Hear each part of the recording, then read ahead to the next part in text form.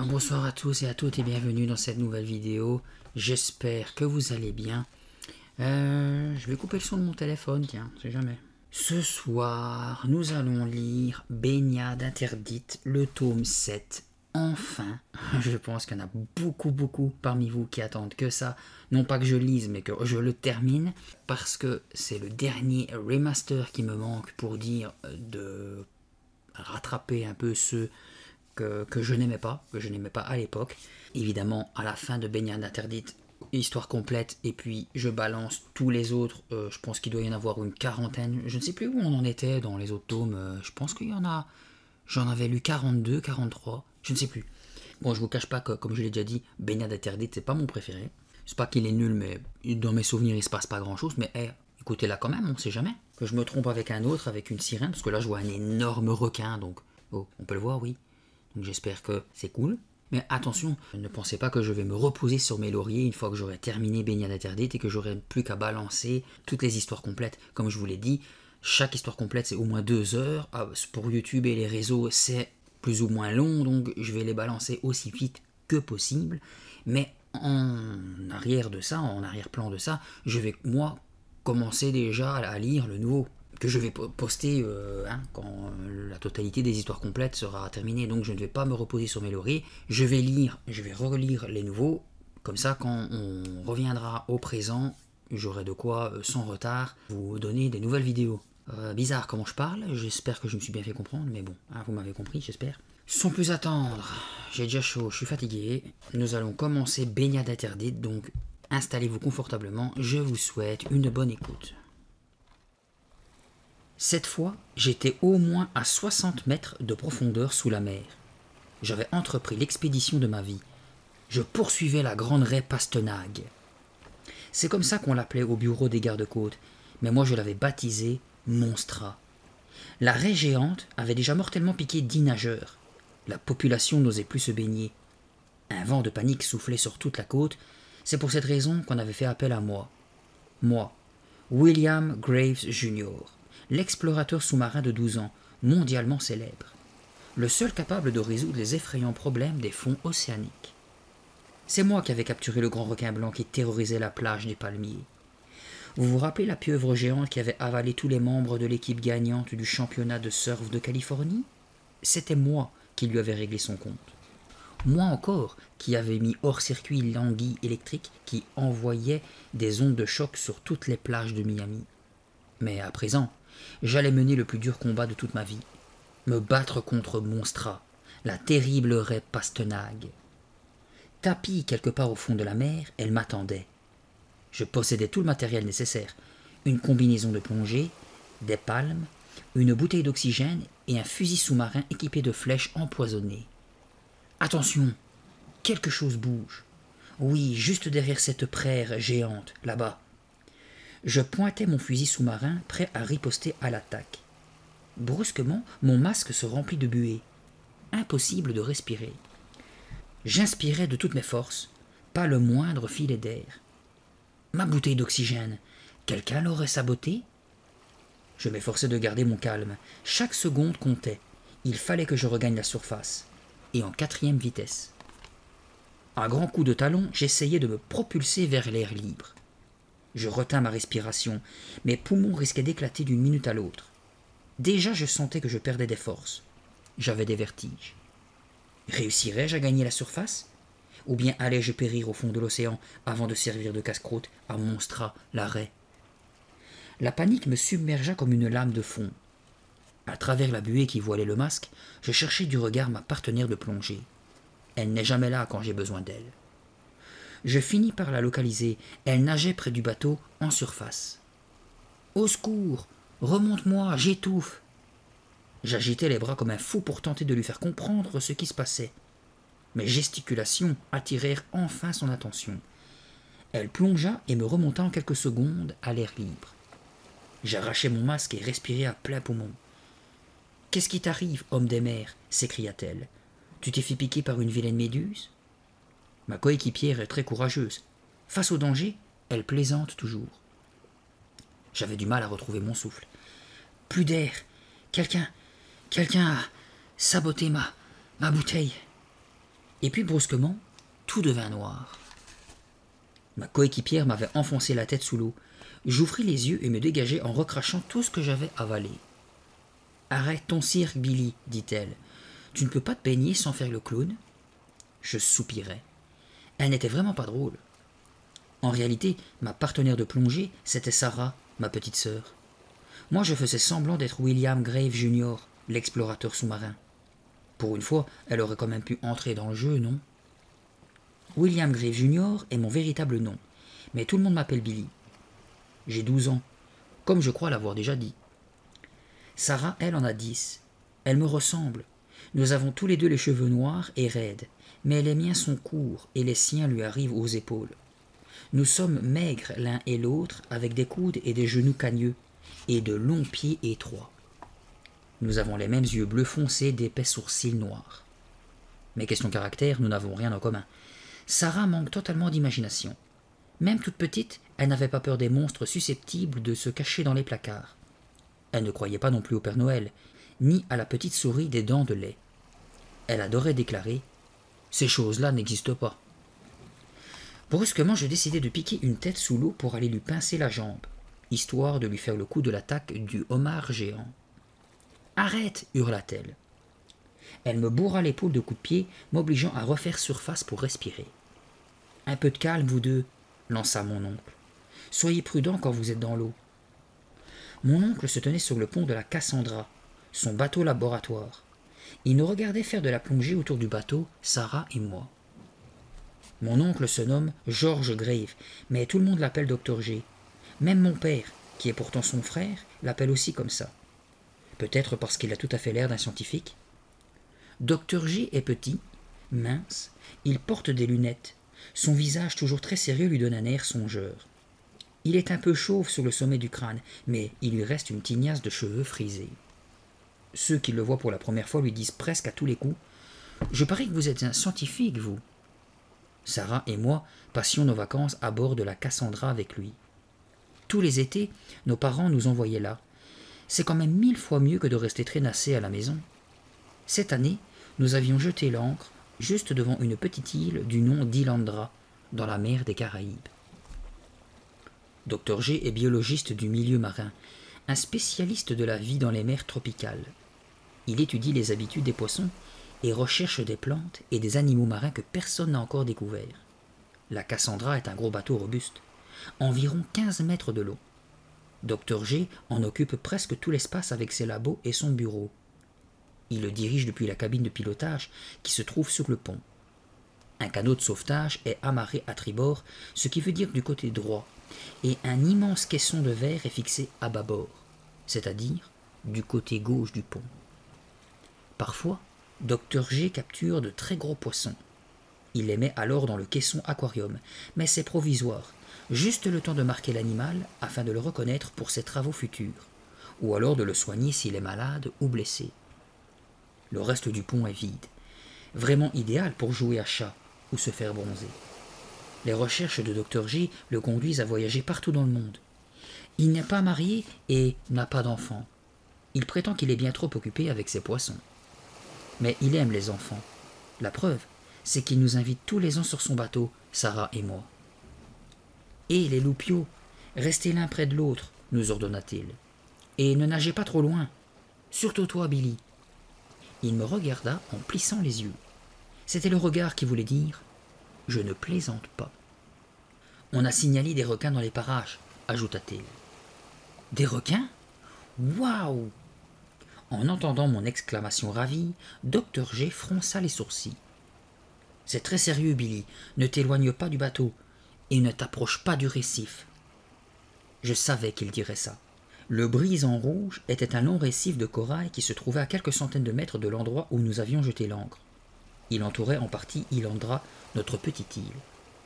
Entre les deux s'étendait un superbe lagon. Je mourais d'envie de l'explorer depuis que nous étions arrivés, mais je le rassurais. « Ne t'inquiète pas, je ne ferai pas d'imprudence. »« Tu parles, Charles, » siffla Sarah à mi-voix. Je tendis le bras pour lui refaire le coup de la pince de homard. Trop tard, elle s'était déjà enfoncée dans l'eau. « Très bien, » déclara Dr G. « Et n'oubliez pas, Si jamais vous voyez un aileron de requin, évitez de gigoter avec vos palmes. Les mouvements attirent ces sales bêtes. Nagez lentement, régulièrement, et regagnez le bateau.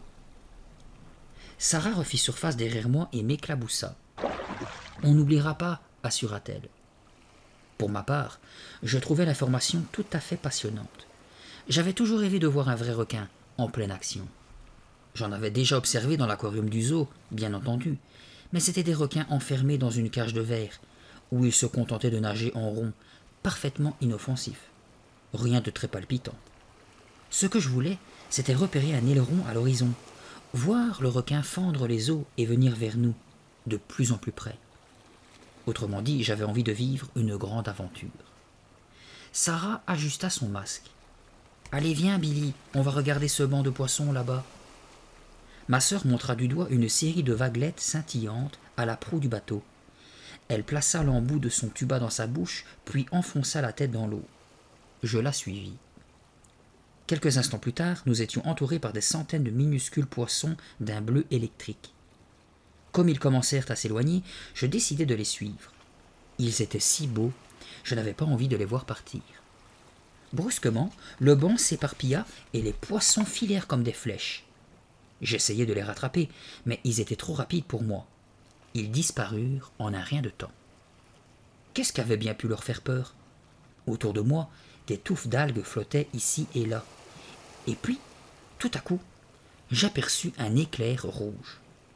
Je m'approchai, écarquillant les yeux derrière mon masque. À quelques mètres de moi, je vis des roches rouges et dentelées. C'était du corail. Aïe aïe aïe! C'était le brisant rouge. Et Dr J qui m'avait dit de ne pas nager si loin. J'amorçai un demi-tour. Pas de doute, il fallait que je retourne au bateau. En même temps, je mourais d'envie de faire un peu d'exploration. Après tout, puisque j'étais sur place, autant jeter un coup d'œil. Le récif ressemblait à un château de sable, tout rouge, bourré de galeries et de cavernes sous-marines. Des masses de petits poissons entraient et sortaient, circulant parmi tous ces tunnels. Certains d'un jaune éclatant, d'autres d'un bleu vif. Pourquoi ne pas examiner l'une de ces galeries? Ce n'était sûrement pas dangereux.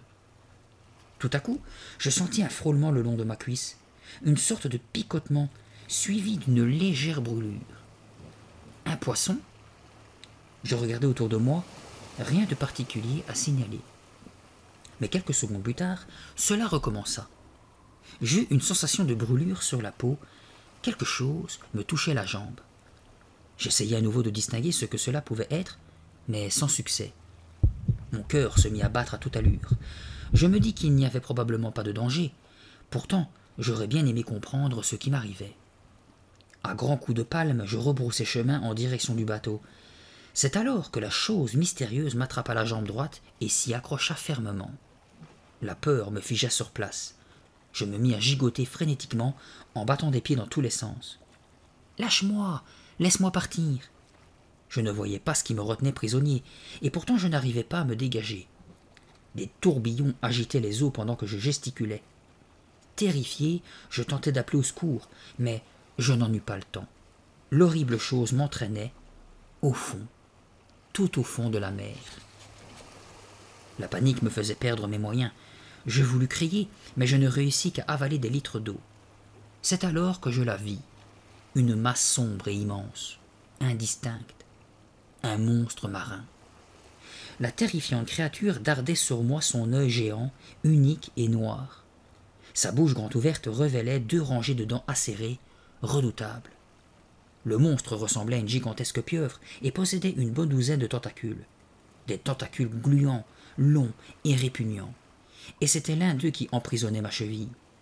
Soudain, j'en vis un autre se diriger vers moi. « Non! Au secours !» J'agitais les bras et les jambes de toutes mes forces.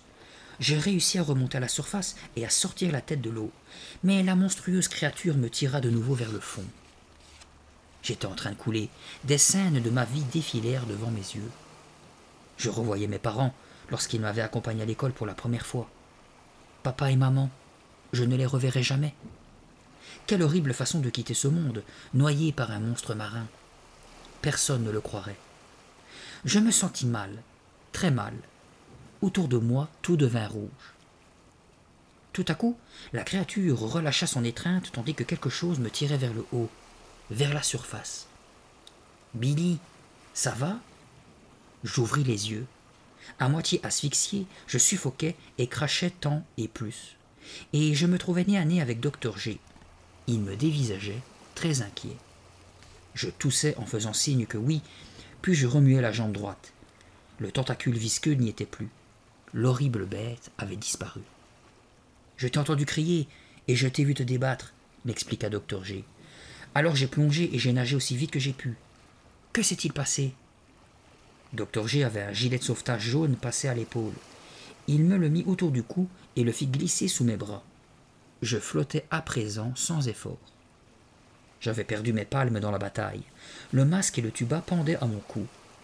Sarah s'approcha de nous en nageant et fit du surplace près de moi, m'éclaboussant. J'avais du mal à retrouver mon souffle, du mal à parler.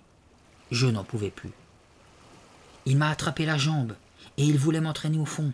« Mais qui donc, Billy ?» demanda Dr G. « Je ne vois rien qui... » Je lui coupai la parole. C'était un monstre marin, une créature énorme. J'ai senti ses tentacules baveux sur ma jambe et je... Aïe ! Quelque chose me pinçait l'orteil. Je hurlais, fou de terreur. « Le monstre est revenu !» Sarah fit surface et secoua ses cheveux mouillés en riant. « C'était moi, imbécile, » dit-elle. « Billy, Billy, » murmura Dr G. « Encore ton imagination qui te joue des tours. Tu m'as fait une peur bleue. Ne recommence plus jamais, c'est promis. Ta jambe a dû se prendre dans des algues, voilà tout. » Je bafouillais, indigné. « Mais je... » Dr G plongea la main dans l'eau et en retira une poignée d'herbes vertes et gluantes. « Il y a des algues partout ici, » conclut-il en hochant la tête. « Mais je l'ai vu, j'ai vu ses tentacules, ses grandes dents pointues. »« Les monstres n'existent pas, » proclama Sarah. « Celle-là, une vraie mademoiselle, je sais tout. »« Nous parlerons de tout ça sur le bateau, » dit mon oncle. « Allons-y, nagez derrière moi et évitez le récif. Contournez-le. » Il se retourna et prit la direction de la Cassandra. Je réalisai alors que le monstre marin m'avait entraîné dans le lagon. Le brison rouge se trouvait entre nous et le bateau, mais il y avait une passe, une sorte de trouée entre les amas de rochers. Nous aurions pu passer par là pour gagner du temps. Je nageais derrière Dr G et Sarah, mais j'étais très en colère. Pourquoi ne me croyait-il pas? Ce monstre accroché à ma jambe, je l'avais vu de mes propres yeux, et qu'on ne vienne pas me parler de ces algues ridicules. Mon imagination n'y était pour rien. C'était décidé. J'allais leur prouver qu'ils se trompaient. Je retrouverais le monstre et je le leur mettrais sous le nez. Un de ces jours. Mais pas aujourd'hui. J'avais hâte de regagner la Cassandra. J'accélérais pour attraper Sarah et je lui lançais. « On fait la course jusqu'au bateau ?»« D'accord, le dernier arrivé est une méduse en chocolat, » s'écria-t-elle. Sarah était incapable de résister à une compétition. Elle commença à foncer, mais je la rattrapai par le bras. « Attends, c'est pas juste, tu as des palmes, toi. Retire-les. »« Pas question, » répliqua-t-elle en se dégageant. « On se retrouve au bateau. » Elle s'éloigna en m'éclaboussant. Elle était partie pour prendre une sérieuse avance, mais je n'avais pas envie de la laisser gagner. C'est alors que je revis le passage entre les rochers du Brison rouge. Un raccourci en quelque sorte. Ça ira beaucoup plus vite de passer par là, décidai-je. Je virai de cap pour me diriger droit vers le récif. J'entendis Dr G qui m'appelait. « Billy, reviens immédiatement !» Je fis comme si je n'entendais pas. Le Brison rouge se dressait devant moi, menaçant. J'y étais presque. Sarah conservait son avance. J'accélérais la cadence. Je savais qu'elle n'aurait jamais eu le cran de prendre le même chemin. Tandis que moi, grâce à mon courage, je la battrais à plate couture. Tout à coup, je me sentis très fatigué. Je n'avais pas l'habitude de nager à une telle allure. Si je m'arrêtais une minute pour me reposer un peu. Sur le point d'atteindre les rochers, je tournai la tête. Sarah n'avait pas encore fait le détour. Je pouvais donc bien m'accorder quelques secondes de repos. Je posai le pied sur le récif de corail rouge et je poussai un hurlement. Mon pied me brûlait. La douleur montait jusqu'à ma cuisse. Je plongeais dans l'eau en braillant. Quand je refis surface, j'entendis Sarah crier. « Docteur G, reviens, vite !» Qu'est-ce qui se passe encore, Billy demanda-t-il après m'avoir rejoint. Il a fait quelque chose de complètement idiot, je l'ai vu, rapporta Sarah d'une voix moqueuse. Si je n'avais pas eu aussi mal au pied, elle aurait reçu un bon coup quelque part. Mon pied, dis-je en gémissant. Je l'ai posé sur le récif et je. Docteur G prit appui sur la bouée qui m'entourait la taille. Ah, je comprends. C'est très douloureux, dit-il en me tapotant l'épaule. Mais ne t'inquiète pas, les brûlures ne vont pas durer. Il désigna le récif. C'est du corail à feu. Quoi? Du corail à feu? Ben oui, tout le monde le sait, même moi, lança Sarah. Ce corail est couvert d'une substance légèrement toxique, expliqua mon oncle. Au contact de la peau, ça brûle comme du feu. Il aurait pu me prévenir plus tôt. Tu as de la chance de t'en tirer avec une brûlure, reprit Dr G. Généralement, le corail coupe comme un rasoir. Tu aurais pu te blesser, et là, le poison aurait pénétré directement dans ton système sanguin. Autant te dire que tu aurais eu de sérieux problèmes. Génial! Quel genre de problème? Demanda Sarah. L'idée que des choses affreuses auraient pu m'arriver semblait vraiment la ravir. Dr G cessa de sourire. Le poison aurait pu te paralyser, Billy, dit-il. Fantastique, bougonnai-je. Alors évite le corail rouge à l'avenir, conclut mon oncle, et ne va pas nager dans le lagon. Je ne pus m'empêcher de protester. Le lagon? Mais c'est là que vit le monstre marin. Il faut y retourner, je veux absolument vous le montrer à tous les deux. Sarah gigota dans l'eau turquoise en entonnant sa chanson favorite. Ça n'existe pas, ça n'existe pas, ça n'a jamais existé. Pas vrai, docteur G? On ne peut être sûr de rien, répondit-il pensivement. Nous ne connaissons pas toutes les créatures qui peuplent les océans, Sarah. Mieux vaut dire que les scientifiques n'ont encore jamais vu de monstres marins. Et toc, Sarah, tête de rat. Sarah s'emplit la bouche d'eau et la recracha dans ma direction. Elle détestait que je l'appelais Sarah, tête de rat. Écoutez les enfants, je vous interdis d'aller dans ce coin-là. C'est un ordre, insista Dr G. Je ne plaisante pas, il n'y aura peut-être pas de monstres marins dans le lagon, mais on risque d'y rencontrer des requins, des poissons venimeux ou des anguilles électriques.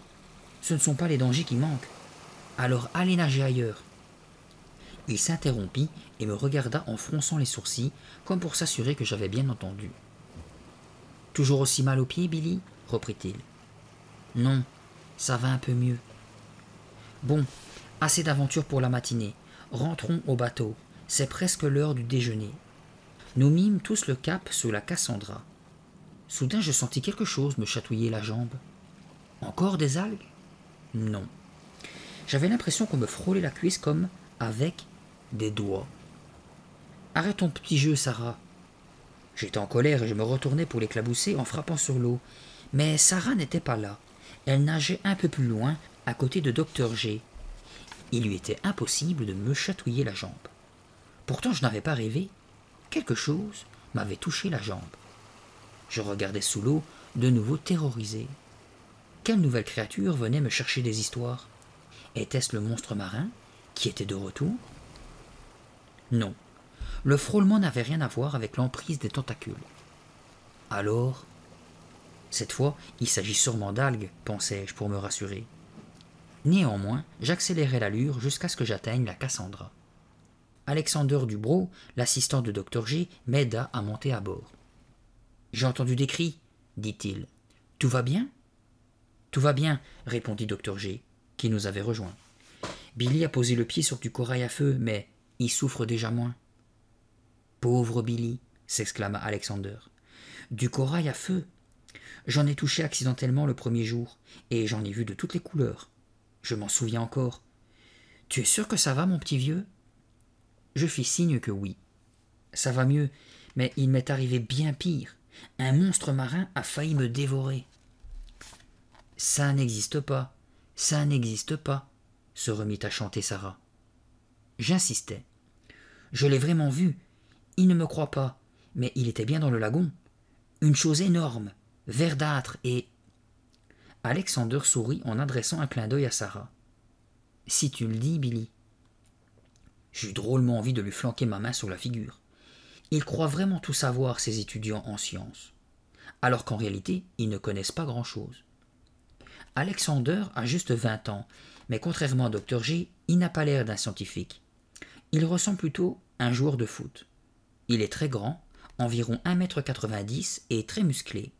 Il a d'épais cheveux blonds et bouclés. Quand il rit, des rides se forment au coin de ses yeux bleus. Ses épaules sont extrêmement larges et ses mains très puissantes. Il passe beaucoup de temps au soleil et il est bronzé comme un pain d'épices. « J'espère que vous avez faim, déclara-t-il. J'ai préparé des sandwichs au poulet surprise pour le déjeuner. Formidable, lança Sarah en roulant des yeux. Alexander s'occupait de presque tous les repas. Il était persuadé d'être un excellent cuisinier, mais il se trompait. C'était ça l'ennui. J'allais dans ma cabine pour ôter mon maillot mouillé. En réalité, c'était une sorte de minuscule cagibi équipée d'une couchette et d'un placard. La cabine de Sarah était identique. Dr. G et Alexander, eux, occupaient de véritables cabines dans lesquelles ils pouvaient même faire quelques pas. Nous prenions nos repas dans la coquerie. C'est ainsi que Dr. G appelait la cuisine du bateau. Elle contenait une table et des chaises fixées au plancher, et un petit espace était prévu pour cuisiner. Il était midi et j'avais faim. Sarah était déjà installée à table, un gros sandwich posé sur une assiette devant elle. Un autre m'attendait. Nous n'étions pas tellement pressés de goûter le poulet surprise d'Alexander. La veille, pour le dîner, il nous avait servi un ragoût d'épinards brûlés, et ce matin, au petit déjeuner, nous avions eu droit à des crêpes au sarrasin plus lourdes que des briques à la sauce caillou. Je chuchotai à ma sœur. « Vas-y, toi, goûte d'abord. »« Non, non, non, répliqua-t-elle, à toi l'honneur, tu es l'aîné. » Je poussai un soupir. Je n'avais pas le choix. J'avais trop faim.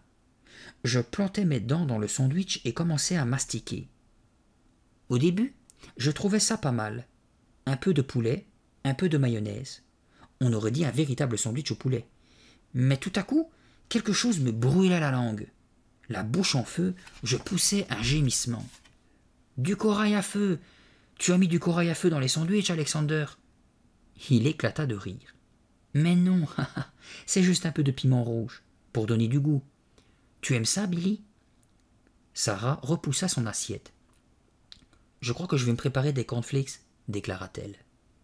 Ce fut à ce moment-là que Dr. G entra dans la coquerie. « Alors, quel est le plat du jour ?» demanda-t-il. « Des sandwichs au poulet surprise, » répondit Alexander. « Un peu épicé. »« Très, très épicé, » précisai-je. Dr. G me regarda, puis il toussota. « Ah bon, en fait, je n'ai pas très faim. Je vais me contenter d'un bol de cornflakes, » décida-t-il, prudemment. Sarah profita de l'occasion. « Billy et moi, on pourrait peut-être préparer le dîner aujourd'hui, » proposa-t-elle. « Ce n'est pas juste qu'Alexander soit toujours de corvée. »« bougonna Dr. G. « Il vaudrait sans doute mieux que je m'en occupe moi-même. Du poisson grillé, ça vous dirait ?» Sarah et moi hurlâmes d'une seule voix. « Formidable !» Après le déjeuner, Dr. G alla dans son bureau pour remettre de l'ordre dans ses notes. Alexander nous proposa de visiter le grand labo. Il y faisait bien frais. 3 grands caissons aquariums contenaient des poissons aussi étranges que surprenants. Dans le plus petit des aquariums évoluaient 2 hippocampes d'un jaune vif et un poisson trompette. C'était un long poisson rouge et blanc en forme de tube qui nageait toujours la tête en bas. Des masses de minuscules guppies allaient et venaient dans ce bac. Dans l'aquarium de taille moyenne se trouvaient des poissons-anges d'un rouge orangé flamboyant et un poisson papillon au corps rayé de bandes rouges et blanches qui lui servaient de parfait camouflage. Le plus grand aquarium était réservé à une espèce de long serpent noir et jaune doté de mâchoires redoutables. Sarah fit la grimace en examinant le poisson. « Burk, celui-là est vraiment très laid. »« C'est une anguille de mer, » expliqua Alexander. « Elle mord, mais elle n'est pas venimeuse. Je l'ai baptisée Croquinette. Je me demandais quel effet ça ferait de se trouver face à elle en pleine mer. Cette anguille avait des mâchoires effrayantes, mais elle était nettement moins grande que le monstre marin. J'avais l'impression que William Grave Jr., le célèbre explorateur sous-marin, saurait bien lui régler son compte.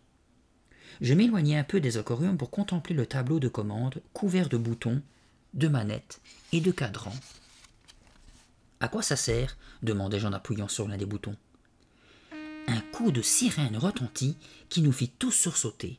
« Actionnez la corne, comme tu peux le constater, répondit Alexander en riant.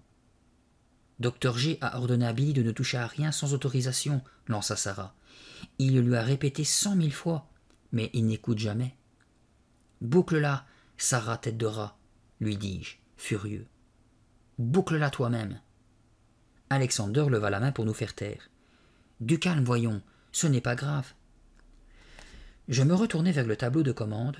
Sur la plupart des cadrans, qui étaient allumés, de petits signaux rouges clignotaient sans cesse.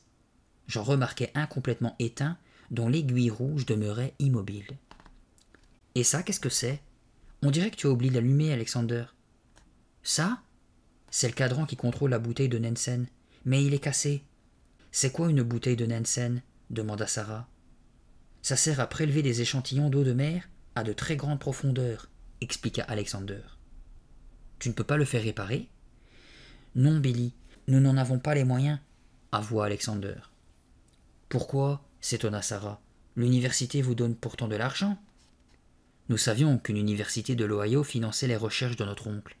« Nous avons bien reçu des crédits, » dit Alexander, « mais ils sont presque épuisés, et nous ignorons encore si notre contrat sera renouvelé. En attendant, impossible de réparer quoi que ce soit. » « Mais que se passerait-il si la Cassandra tombait en panne ? » ?»« Dans ce cas, il nous faudrait la laisser en cale sèche, ou alors trouver un nouveau moyen de faire entrer de l'argent, » me répondit Alexander. « Quelle horreur !» murmura Sarah. « On ne pourrait plus venir passer nos vacances sur le bateau. » L'idée de la Cassandra immobilisée à quai m'était insupportable. Mais imaginer Dr G bloqué à terre, loin de ses chers poissons, c'était encore pire. Notre oncle est malheureux dès qu'il regagne le plancher des vaches. Il ne se sent bien que sur un bateau. Je le sais parce qu'une année, il est venu passer Noël chez nous. D'habitude, c'est formidable d'être avec mon oncle. Mais cette fois-là, c'était un vrai cauchemar. Il passait son temps à déambuler dans la maison. Il nous donnait des ordres comme un capitaine de navire. « Billy, tiens-toi droit. Et toi, Sarah, va lessiver le pont. » Il n'était plus lui-même. Je ne voudrais pour rien au monde que Dr G soit obligé de rester à terre. Un autre cadran, assez bizarre, sous lequel était inscrit « Détection sonar » attira mon attention. « Dis, Alexander, tu me montreras comment fonctionne le sonar ?»« Bien sûr, mais laisse-moi terminer mon travail. » J'allais alors me planter devant un hublot pour contempler la mer. Il me semblait avoir entendu un bruit de moteur. Pourtant les bateaux étaient plutôt rares dans le secteur. Ilandra n'était pas un endroit très fréquenté. J'aperçus alors une vedette blanche qui s'était rangée le long de la Cassandra. C'était une petite embarcation moderne, très rapide, portant sur sa proue l'inscription « Zoo marin ». Un homme et une femme se tenaient dessus. Ils étaient tous deux vêtus d'un uniforme kaki impeccable. L'homme avait des cheveux très courts et ceux de la femme étaient relevés en queue de cheval. Elle portait une serviette de cuir noir. L'homme fit un signe en direction du pont de la Cassandra. Sarah et Alexander m'avaient rejoint et regardaient eux aussi par le hublot. « Qui c'est ceux-là » demanda ma sœur. Alexander tout sauta. « Je ferais mieux d'aller voir ce qui se passe, » dit-il en quittant le labo. Je me tournai vers Sarah. « C'est rare qu'on ait de la visite. J'espère qu'il n'y a rien de grave. »« Mais non, monsieur l'inquiet. De toute façon, on le saura plus tard. Tu viens sur le pont ?» ajouta-t-elle en sortant à son tour. « Non, je préfère bouquiner dans mon lit. » Je me dirigeai vers ma cabine, lorsqu'en passant devant le bureau du Dr G, j'entendis des voix. Mon oncle et Alexander discutaient avec les deux personnes du zoo marin. Je ralentis le pas. Je n'avais pas l'intention d'écouter à la porte, je le jure, mais l'homme du zoo avait une voix très sonore. Impossible d'y échapper. Ce qu'il disait, la chose la plus extravagante, la plus incroyable que j'avais jamais entendue. Je n'en croyais pas mes oreilles, et pourtant j'étais sûr de ne pas me tromper. L'homme avait déclaré « Je vous laisse le choix des moyens, Dr Grave, mais je compte sur vous pour capturer cette sirène. » Une sirène ? Parlait-il sérieusement ? Demandait-il réellement à mon oncle de capturer une sirène vivante ? Si Sarah avait été là, elle se serait sûrement mise à chanter « Ça n'existe pas, ça n'existe pas ». Mais cet homme, une grande personne, qui travaillait au zoo marin, n'avait pas l'air de plaisanter du tout. Il parlait vraiment d'une sirène. Mon cœur se mit à battre à toute vitesse. Si ça se trouvait, J'allais faire partie des premiers êtres humains qui verraient une sirène. Puis me vint une idée encore plus fantastique. Et si c'était moi qui la ramenais, cette sirène? Je deviendrais célèbre, je passerais à la télé, on parlerait de moi dans les journaux. William Grave Jr., le fameux explorateur sous-marin. Après ce que j'avais entendu, autant vous dire que je ne songeais plus du tout à m'éloigner. Je voulais connaître la suite. Retenant ma respiration et évitant tout bruit suspect, je collai mon oreille à la porte. « Je vous en prie, essayez de comprendre, monsieur Walter. Et vous aussi, madame Wickman, dit Dr. G. Je suis un scientifique, pas un dresseur de cirque. Mon travail est sérieux. Je ne puis perdre mon temps à chasser des créatures de contes de fées qui n'existent pas. » « Mais nous sommes sérieux, nous aussi, Dr. Grave, répliqua madame Wickman. Une sirène se trouve dans les eaux du voisinage, et c'est vous qui êtes le mieux placé pour la trouver. » J'entendis Alexander demander. « Qu'est-ce qui vous fait croire qu'il y a réellement une sirène par ici ?»« Un pêcheur d'une île voisine l'a repérée, répondit l'homme du zoo. Il affirme l'avoir vue d'assez près pour être sûr qu'elle existe réellement.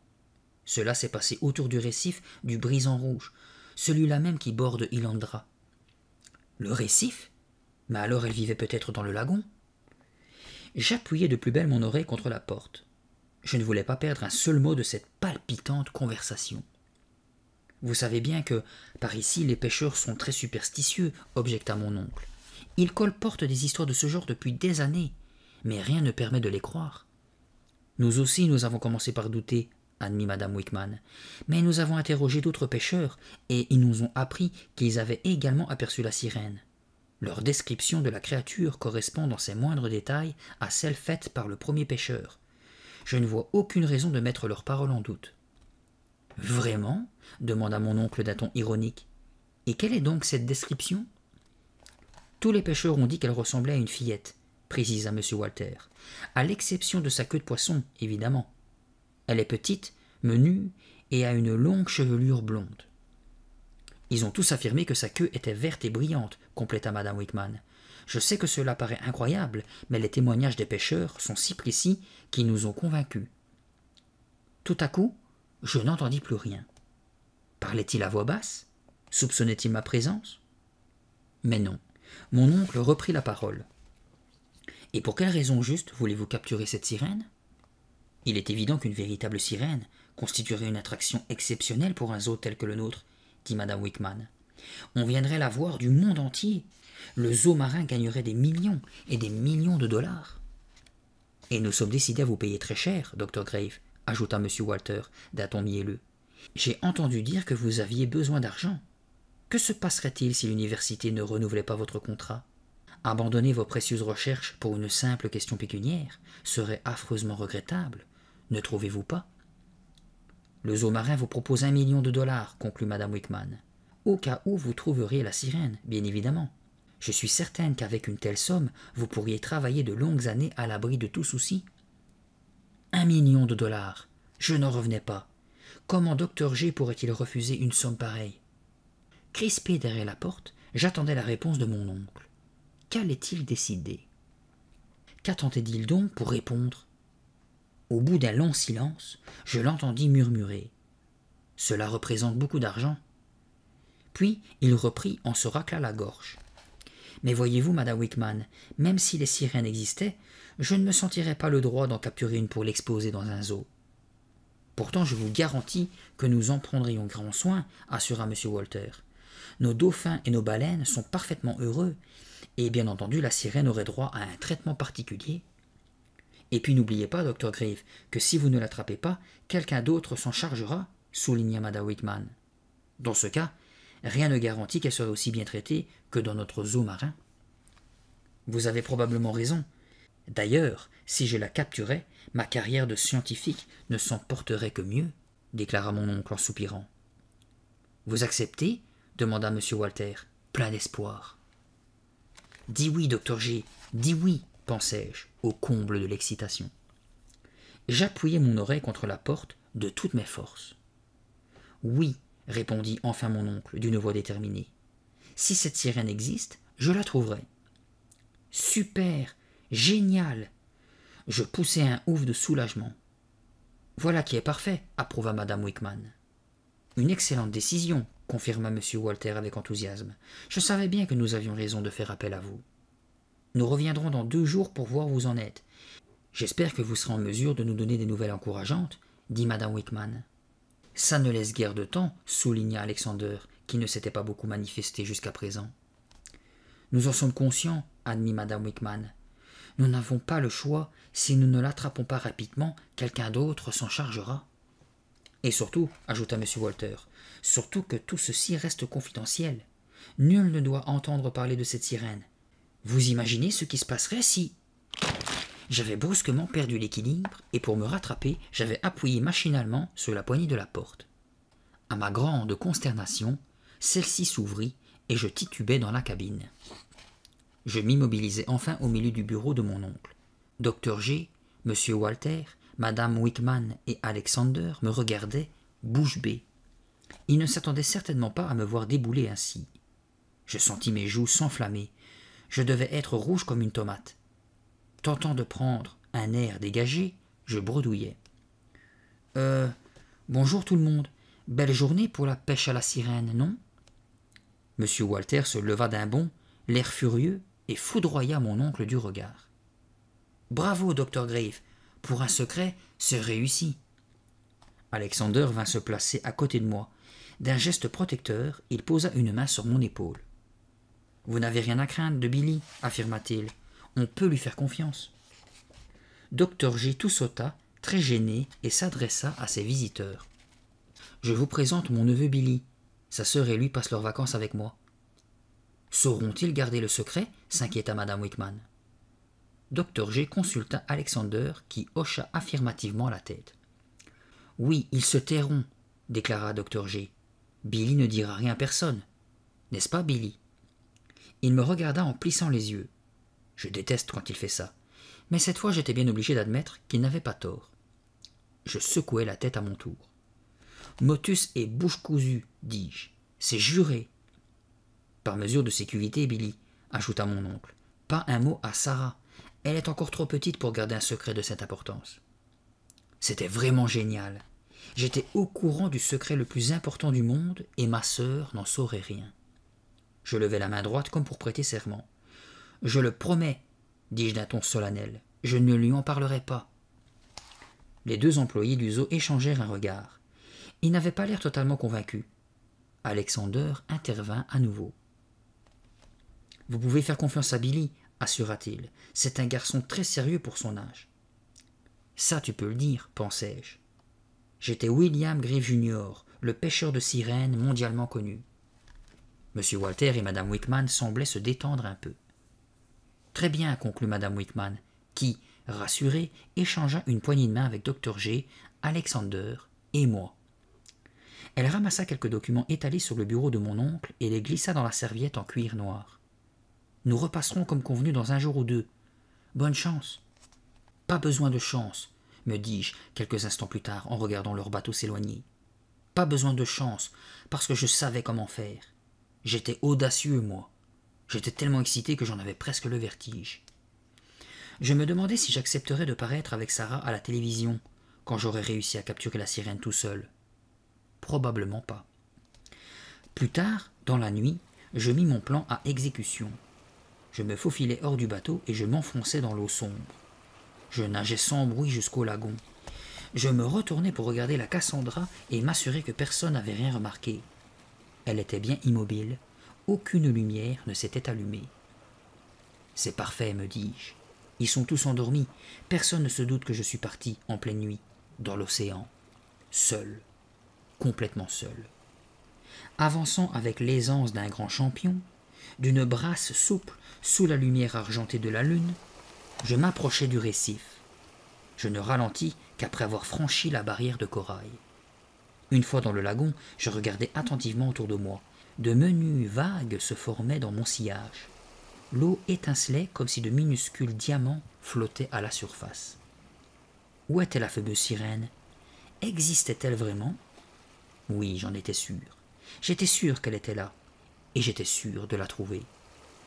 Un instant, je repensai au monstre qui rôdait sans doute dans les parages, mais je me rassurai en espérant qu'il dormait la nuit.